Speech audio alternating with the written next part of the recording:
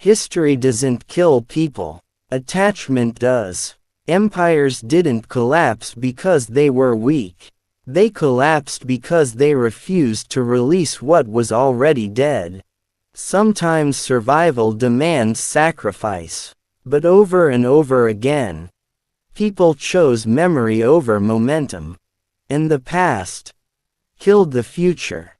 Stay with me because by the end of this episode, you'll ask yourself one terrifying question. What am I still holding onto that is already killing tomorrow? Warning 10. Feudal lords who refused land redistribution. In the centuries following the Black Death, Europe changed forever. Labor became powerful. Serfs became scarce. The old order trembled. But feudal lords didn't bend. Across medieval Europe, from the fractured lands of the Holy Roman Empire to rural France, aristocrats clung to land control systems built for a world that no longer existed.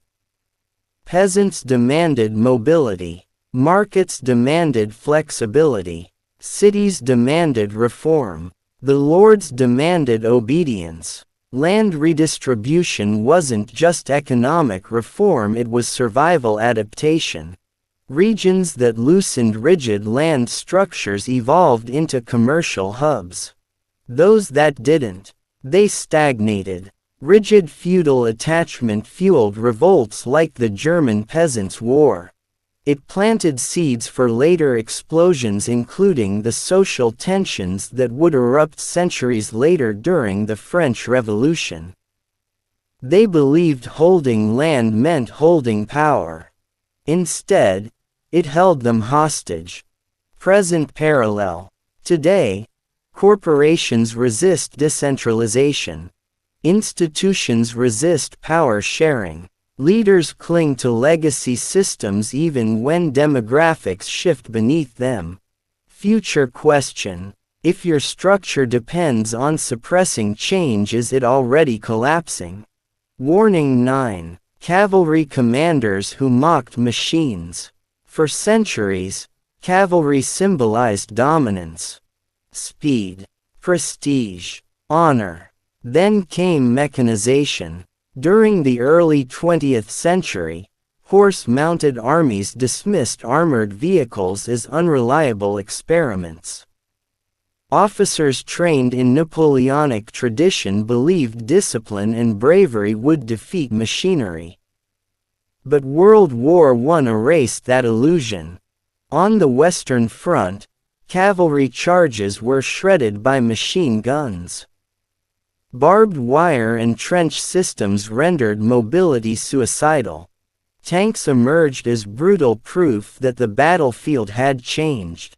Even after witnessing slaughter, many generals resisted mechanization between wars. When Germany unleashed Blitzkrieg in 1939, traditional armies were stunned by coordinated tank warfare. Poland still relied heavily on cavalry divisions.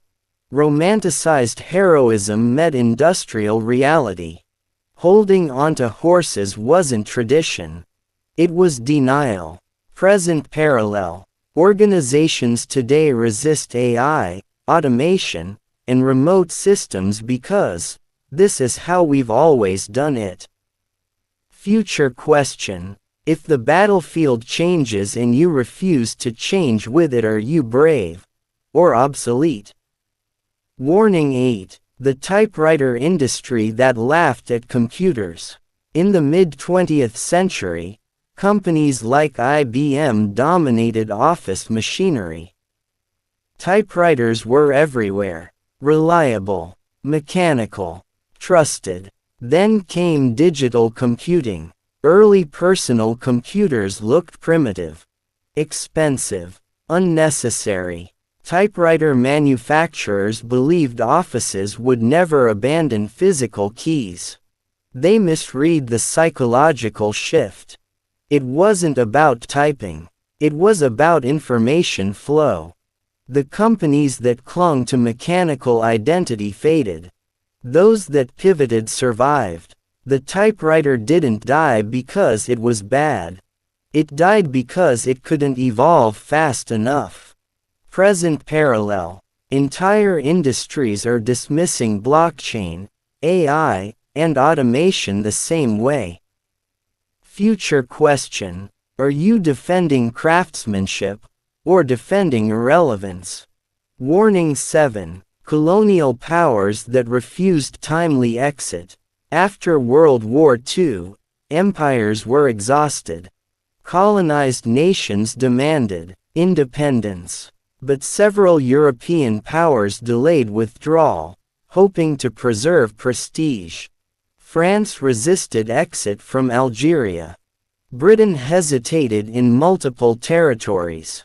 Portugal fought costly colonial wars in Africa well into the 1970s. The result? Prolonged violence, economic strain, political radicalization. The sooner departure came, the less destructive it was. The longer leaders clung to imperial identity, the bloodier the unraveling. Empires didn't fall because independence movements were strong. They fell because pride refused to negotiate timing. Present parallel. Nations today resist geopolitical recalibration, clinging to spheres of influence that no longer match economic power. Future question. Is dominance worth defending if it guarantees decline? Warning 6. Gold-backed currencies that refused flexibility. For centuries, gold symbolized stability, tangible value, trust. But tying national currency strictly to gold limited monetary flexibility. During economic crises, countries trapped in rigid gold standards couldn't stimulate economies. The Great Depression exposed this weakness. The United States eventually abandoned gold convertibility under Richard Nixon in 1971. That decision shocked the world, but it freed monetary policy. Countries that delayed abandoning gold during crisis suffered longer contractions. Gold wasn't the enemy. Attachment was. Present parallel. Modern economies face similar debates over digital currencies and decentralized finance. Future question. Is stability valuable if it prevents survival? Warning 5. Print media denying the digital shift. In the late 20th century, print media was king. Newspapers and magazines dictated public opinion, shaped elections, and controlled information flow. Then came the internet, emails, blogs, search engines, social media. Many established publishers scoffed. People will always prefer paper. Screens are temporary. The result? Financial collapse, layoffs, and mass obsolescence. The New York Times survived because it adapted. Others like Encyclopedia Britannica clung to nostalgia and dwindled. The tragedy wasn't technology. It was the refusal to abandon an identity anchored in yesterday. Present parallel. Streaming services, AI-generated news, and digital-first media now challenge traditional broadcasters. Future question. What part of your identity is digital change already rendering extinct, and will you let go or die with it? Warning 4. Coal regions rejecting transition. Coal powered the industrial age smokestacks, steelworks, factories. Entire communities defined themselves by it. Then climate science and energy transitions demanded change. Some regions resisted.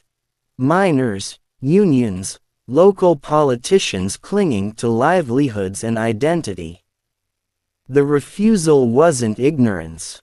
It was attachment. Generations had been defined by black dust and furnace heat. Letting go meant losing their story. Delayed adaptation led to economic collapse, environmental disaster, and social unrest.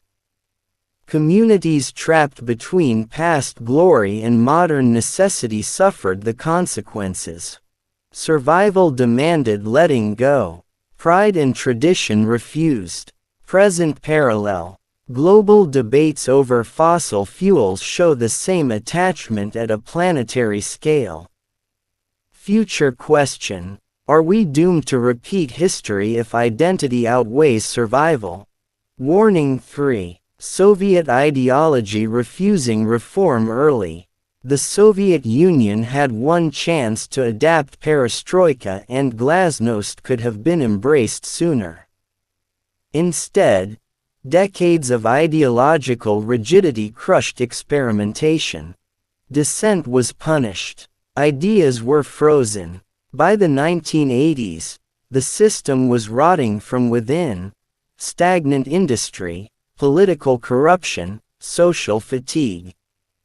The collapse in 1991 wasn't sudden, it was inevitable. Survival had required letting go of dogma. Attachment ensured ruin. Present parallel. Rigid ideological adherence in governments or corporations often prevents critical adaptation to new realities. Future question. Is holding a belief worth the collapse of everything built around it? Warning 2. Family dynasties blocking merit systems. From medieval kingdoms to modern corporations, family dynasties often refused to delegate power to talent outside bloodlines. Kings ignored competent ministers. Business empires promoted cousins over capable executives. The results were predictable: inefficiency, stagnation, failed ventures, lost wars. Attachment to legacy and bloodline became a survival liability.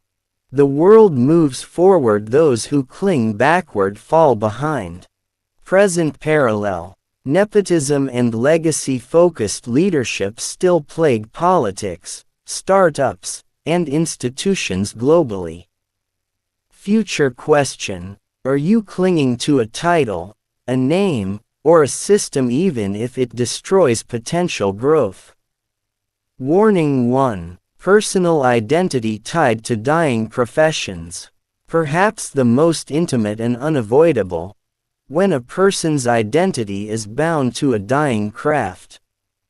Artisans, letterpress printers, coal miners, horse cavalry trainers, analog photographers all knew their professions were ending. Yet they resisted, clung, insisted the world adapt to them. The psychological terror of letting go is often greater than any material risk. Survival requires abandonment of identity. But humans rarely obey survival instinct when the soul is invested in the past. This is the ultimate lesson. Sometimes your life depends on abandoning yourself. Present parallel. Workers resisting automation, communities resisting change, individuals clinging to what I am, rather than what I must become. Future question. What part of you is dying and what will it take to survive?